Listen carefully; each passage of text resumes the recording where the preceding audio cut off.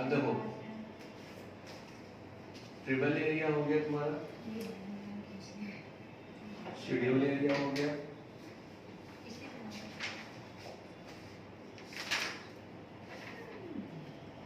Triple area, schedule area, agency area हो गया,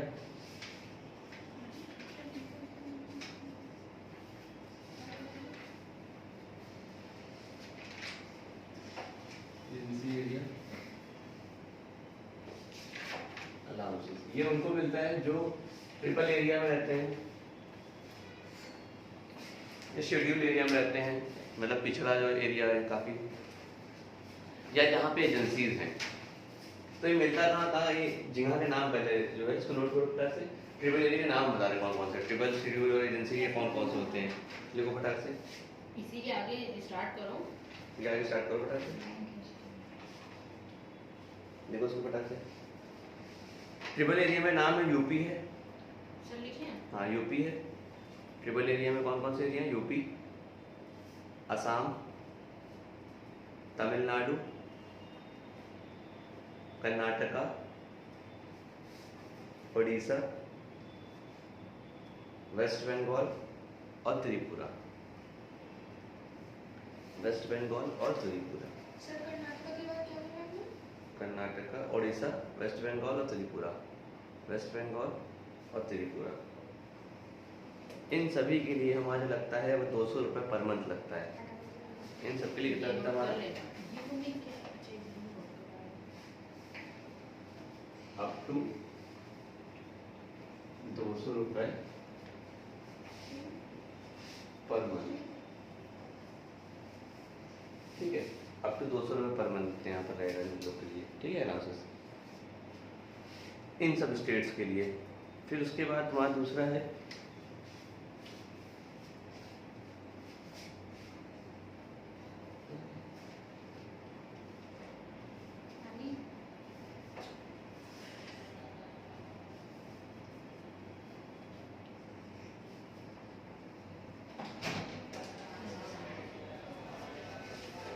allowances allowed to transportation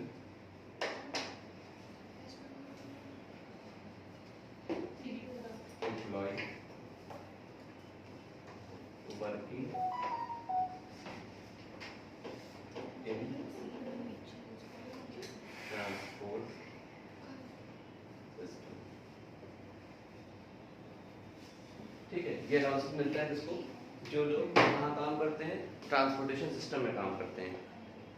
कहाँ काम करते हैं, ट्रांसपोर्टेशन सिस्टम में काम करते हैं। जैसे फॉर एग्जांपल लोको पायलट हो गया, लोको पायलट जानते हो, ट्रेन का ड्राइवर को बोलते हैं, कंडक्टर हो गया, टीसी हो गया, और तुम्हारा क्या कहते हैं पायलट हो गया, एयर होस्टेस हो गई तुम्हारी, ये सब तुम्हारी यहाँ आती है। इसके अंदर जो काम किसमें कर रहे हैं, ट्रांसपोर्टेशन सिस्टम में काम कर रहे हैं। ट्रांसपोर्टेशन सिस्टम जानते हो ना, मतलब एक होता है वहाँ टिकट, वहाँ खड़े होकर टिकट मतलब बेचना जो होता है वहाँ पर, वो नहीं, जो ट्रांसपोर्टेशन सिस्टम के अंदर काम कर रहे होते हैं, जो लोग कंटिन्यू क्या होते हैं, चल रहे होते हैं, इनका काम क्या, उनकी जॉब ही क्या करना, सफ़र करना। भाई ड्राइवर जो होता है ट्रेन का सफ़र नहीं करता था समय, हर वक्त तो ट्रेन ही में बैठा रहता है, चलाया करता है। लोको पायलट हो गया तुम्हारा, वो क्या कहते हैं, बस का ड्राइवर हो गया तुम्हारा ना, यहाँ से सुल्तानपुर, सुल्तानपुर लखनऊ, सुल्तानपुर, सुल्तानपुर लखनऊ होता नहीं होता है, तो तुम्हारा वो उनके लिए अलाउंस है तुम्हारा। और उनका क्या रहा है, इसमें कौन कौन आते हैं, इसमें लिख लो, इसको नोट करो फटाक से, इसमें कौन कौन आते हैं, पहले नोट कर लो फटाक से, कल कहाँ से देना,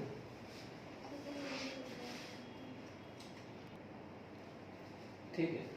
अब इसमें कौन कौन आता है, इसमें आता है टीसी तुम्हारा, टिकट चेकर जो होता है तुम्हारा, कंडक्टर होता है, लोको पायलट, लोको ड्राइवर बोलते हैं इसको, पायलट हो गया तुम्हारा, पायलट हो गया, और शिप में कौन होता है, कैप्टन होता है तुम्हारा ना, शिप में कौन होता है, कैप्टन होता है। अब इनके लिए लिमिट क्या है तुम्हारी, लिमिट है exempt up to 70%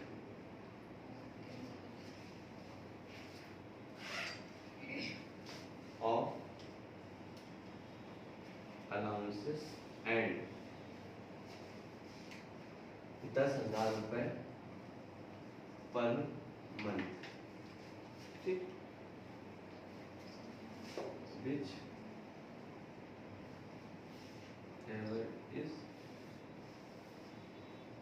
high, जो इनमें से क्या हो बड़ा हो, ठीक, 70% ऑफ 70% ऑफ अलाउंसेस जो भी आपका 70% हो गया, ये इन दोनों में जो बड़ा होगा वो टैक्सेबल होगा, लोअर, अच्छा लोअर, वो एग्जाम्पल हो जाएगा तुम्हारा, ठीक है, इन दोनों में जो लोअर होगा वो क्या होगा तुम्हारा एग्जाम्पल हो जाएगा। उसके बाद है तुम्हारा आइलैंड अलाउंसेस,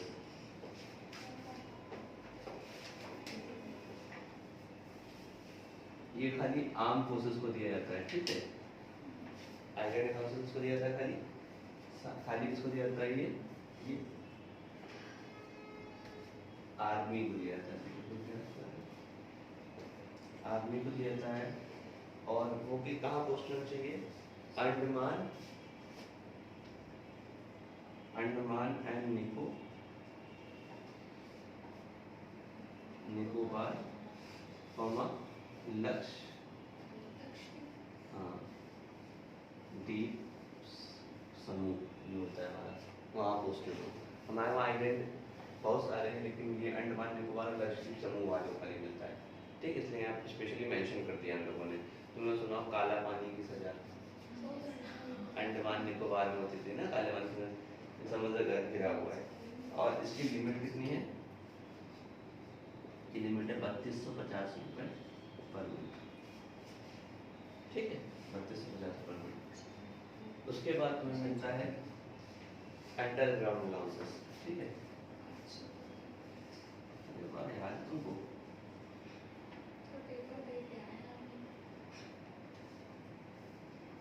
इसका इनकम कैसे करोगे यार,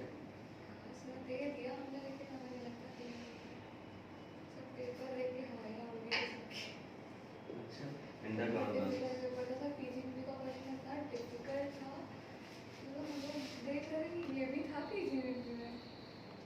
पेपर अंडरग्राउंड अलाउंसेस में कितना है, ऑपरेशन वाला चैप्टर आप लोगों को पढ़ाया है ना सर?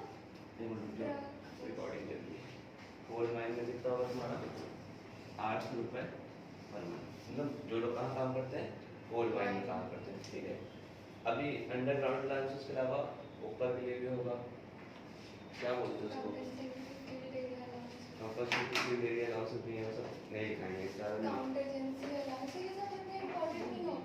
सब आते नहीं है, सिर्फ मेन अलाउंसेस का हम जिक्र करा है, सब यूज होते हैं,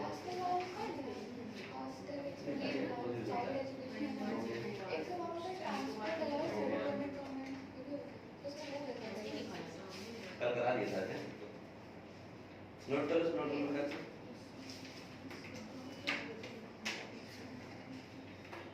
इतना बड़ा सैलरी है लेकिन कोई आ नहीं रहा है, हाँ बिल्कुल सही जवाब है नैना का कि सैलरी से ज़्यादा क्वेश्चन आएंगे, हाँ सर, ये तो हमने पहले ही बोला छोटे क्वेश्चन ज़्यादा है ना, इसलिए इसमें भी सर सैलरी से ही क्वेश्चन है, मैंने देखा है। नोट कर लिया, बस एक और नोट कर लो खाली, बस हाई एटीट्यूड अलाउंसेस, अंडरग्राउंड लिया, बस एक और लिख लो भैया, एक और लिख लो फटाक से, उसको बोलते हैं हम लोग high attitude allowances, high attitude allowances, हाँ हाई एटीट्यूड, मतलब अंडरग्राउंड में नीचे हो गया ना, अंडरग्राउंड में तो नीचे हो गया, जो लोग धरती के नीचे काम करते हैं, हाई एटीट्यूड मतलब जो पहाड़ों पे काम करते हैं, मतलब जो नॉर्मल लेवल से ज़्यादा ऊपर होते हैं, यहाँ पे ऑक्सीजन लेवल बहुत कम होता है ना, यहाँ पे नेचुरल क्लाइमेट्स जो होते हैं चेंज हुआ करते हैं बहुत जल्दी जल्दी ना, पहाड़ी एरिया में बहुत क्लाइमेट चेंज हुआ होता रहता है, ज़्यादा क्लाइमेट चेंज हुआ करता है, तो उनके लिए जो है लिख लो 9,000 से 15,000 फीट तक के लिए, 9,000 से हाई एल्टीट्यूड शुरू कहाँ से होता है? 9000 फीट से। 9000 फीट से 15000 फीट तक के लिए, 9000 फीट से 9000 फीट तक, 9000 फीट से 9000 फीट से 15000 फीट, ये हाई एल्टीट्यूड शुरू कहाँ से होता है? 9000 फीट पे शुरू होता है। 9000 से 15000 फीट तक के कोई अगर है ऊपर, तो उनके लिए मिलेगा एग्जाम अप टू 1060 रुपये per month. Exam up to 1060 रुपये per month. Exam up to 1060 रुपये पर मंथ। 1060 रुपये पर मंथ। ठीक है, पहला। अब दूसरा लिखो स्लैब 15000 फीट से ऊपर अगर कोई है, अबव 15000 फीट। दूसरा है अबव 15000 फीट। पहला स्लैब तो 15 से 9 से 15 है, अबव 15 से भी ऊपर कोई एरिया में काम कर रहा है ना। अगर कोई 15000 फीट से भी ऊपर एरिया में काम कर रहा है, समुद्र तल से बात हो नहीं। यहाँ पर तुमने कभी गौर करना, स्टेशन के ऊपर लिखा होता है समुद्र तल से ऊंचाई,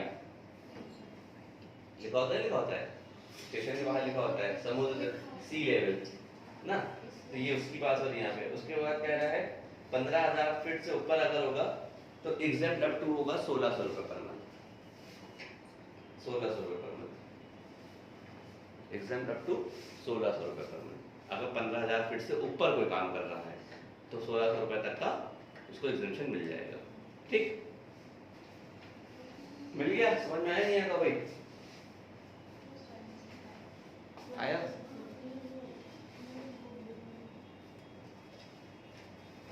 बुक में किस पेज पर है? बुक में यहाँ पे पेज नंबर 128 पेज। चलो, हो गया क्या?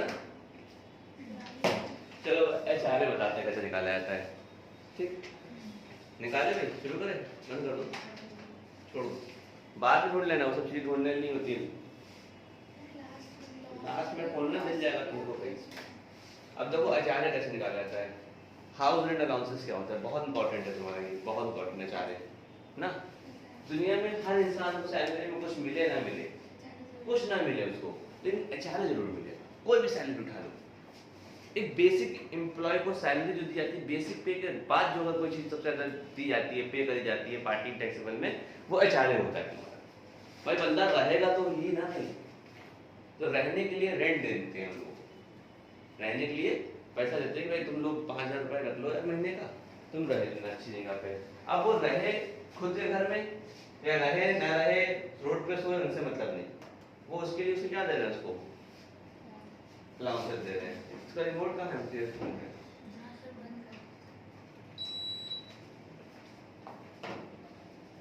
तो अचानक कंप्यूटर कैसे करा जाता है इसके बारे में बात करते हैं हम लोग।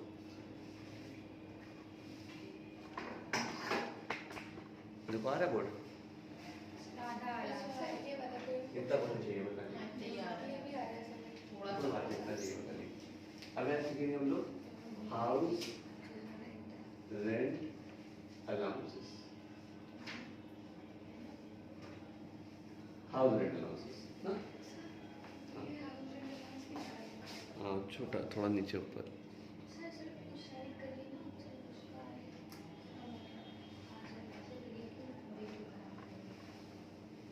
ठीक,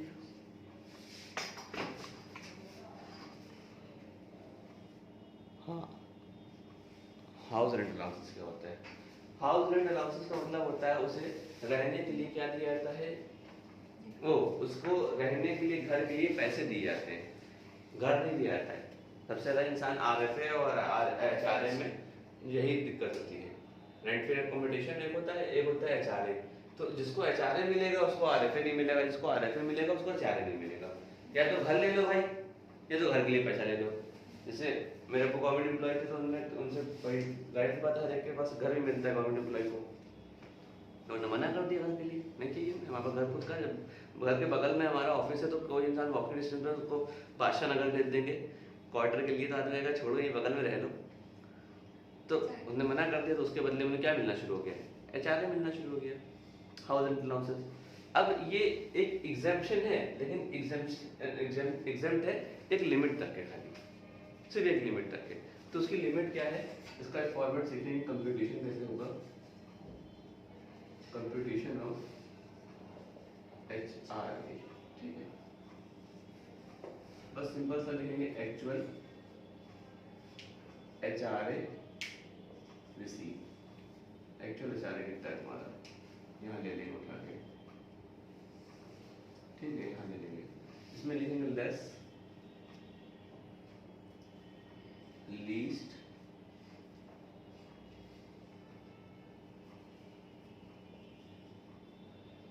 लीस्ट ऑफ द फॉलोइंग,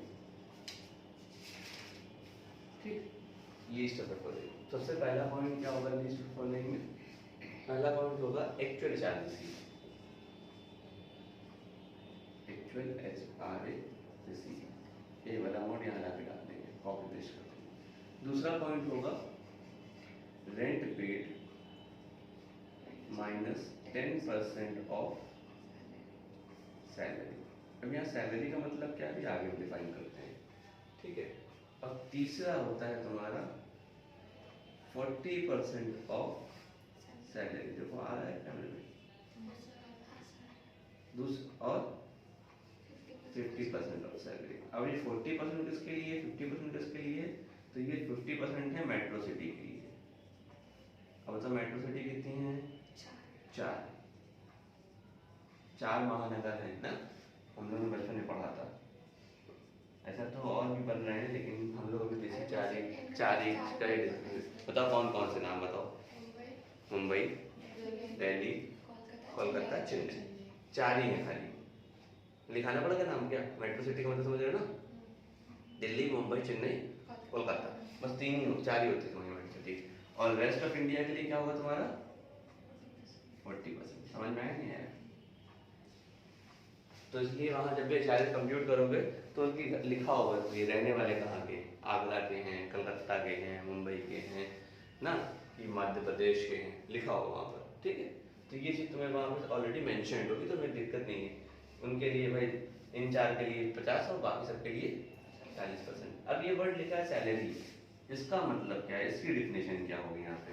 तो सैलरी का मतलब होता है, नीचे आ रहा है उसमें, अभी आ रहा है। तो सैलरी का मतलब क्या होता है?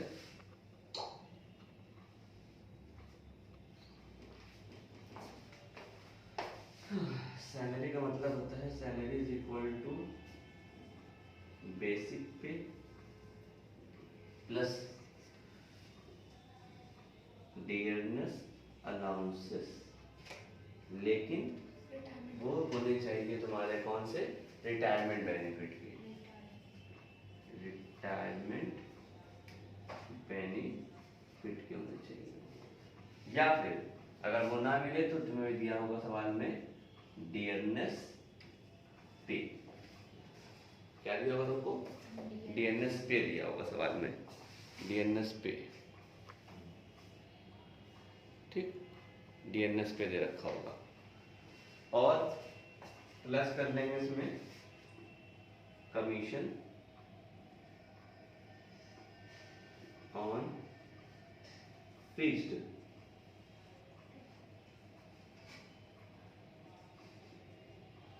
परसेंटेज ऑफ सेल्स, ठीक, commission on fixed percentage of sale. इन तीनों को हमें ऐड कर लेना है, हमारा सैलरी बन जाएगी। बेसिक पे सवाल में दिया होगा डियरनेस अलाउंसेस में ही एक बात समझ लो, अगर ये वर्ड लिखा मिलेगा तभी हमें देना होगा। अरे यार, रिटायरमेंट बेनिफिट, ठीक है, रिटायरमेंट बेनिफिट का, वरना सवाल में डियरनेस पे होगा तो कुछ सोचना ही नहीं आपको, सीधे फटा से ले लेंगे हम लोग, आंसर आ जाएगा। और कमीशन ऑन सेल्स, सेल पे कमीशन फिक्स परसेंटेज के हिसाब से, इन तीनों को ऐड कर लें, सैलरी बन जाएगी हमारी, ठीक है। इन तीनों में जो लीस्ट होगा, लीस्ट मतलब क्या होगा? छोटा, उसको हटा देंगे तो हमारा यहाँ पर टैक्सेबल स्टाइल आ जाएगा। नोट करो फटाक से।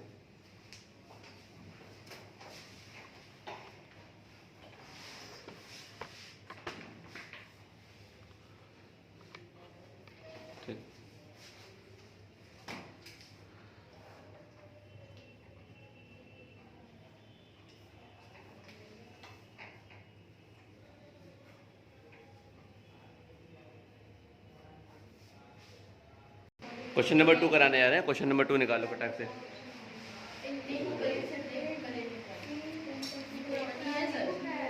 पुरानी है।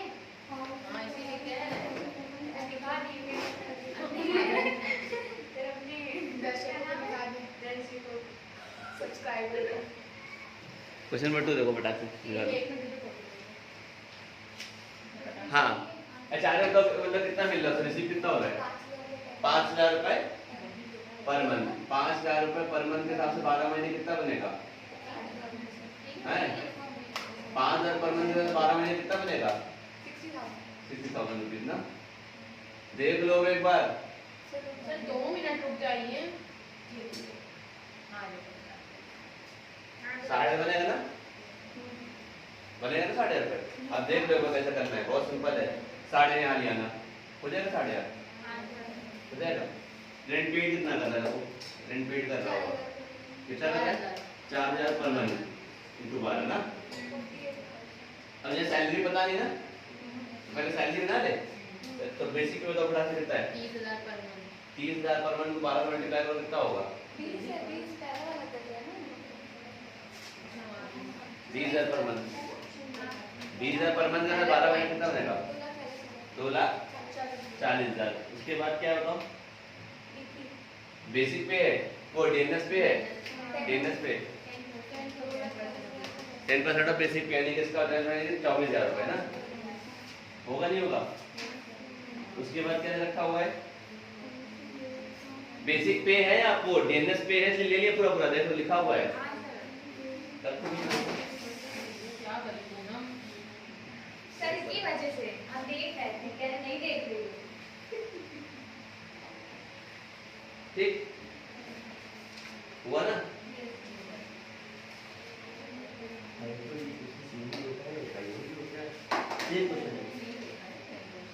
ठीक है। डीएनएस पे कितना है? 10% ऑफ बेसिक पे है ना। उसमें कमीशन ऑन बेस फी से कितना रखा हुआ है? 1,20,000। फिक्स बेस सेल पे कमीशन कितना रखा हुआ है? 1,20,000 ना। टोटल कर लो 3,84,000 कितना है? 3,84,000। समझ में आया था नहीं आता पहले इसका? यहाँ समझ में आया? आ गया ना? क्योंकि सैलरी वो पता है, सैलरी वैल्यू फाइंड कर ली। और सैलरी इसलिए क्या चाहिए? बेसिक पे चाहिए। डीएनएस पे या डीएनएस अलाउंस अगर नहीं दे रखा होगा तो छोड़ देना। अगर ये नहीं दे रखा होगा तो छोड़, जबरदस्ती ना करना। बहुत से क्वेश्चनों से बेसिक पे ये बनता है तुम्हारा। अभी आगे क्वेश्चन में देखना है डीएनएस अलाउंस दे रखा होगा लेकिन रिटायरमेंट बेनिफिट का नहीं है वो, तो उसको हम इसको छोड़ देंगे सेकंड वाले में, बी पार्ट में। चलो यहाँ दूसरा प्रोसेस क्रिएट नहीं करेंगे। 3,84,000 का 10%। यहाँ कितना आएगा? 48,000।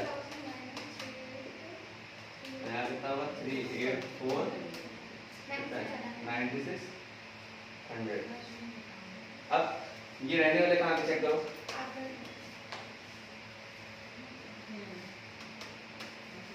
तो यहाँ कितना लगेगा? 40 लगेगा, 50 लगेगा? तो 40 लगेगा ना,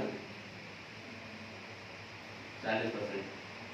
तो कितना कितना निकालेंगे? 3,84,000 का 40% कितना होगा?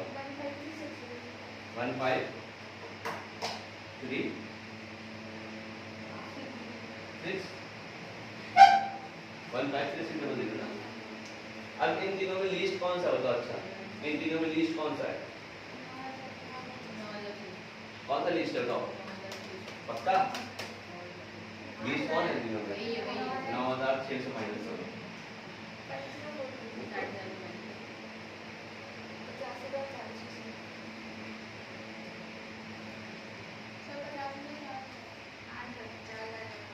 आया नहीं आता? हम इनका इंतजार कर रहे थे, जब वो कर लेंगी तो 50,400 समझ में आया नहीं आता? समझ में आया?